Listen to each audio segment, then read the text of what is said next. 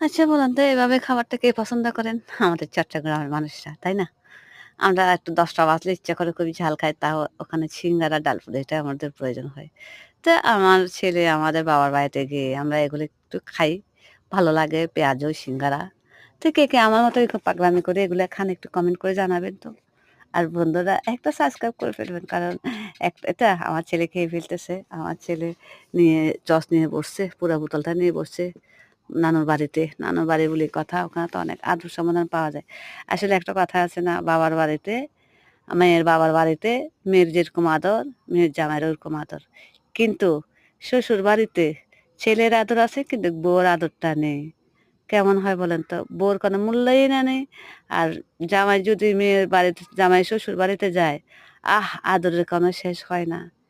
তো এটাই একটা নিয়ম মনে হয় আমার, এটাই নিয়ম বাস্তবতা।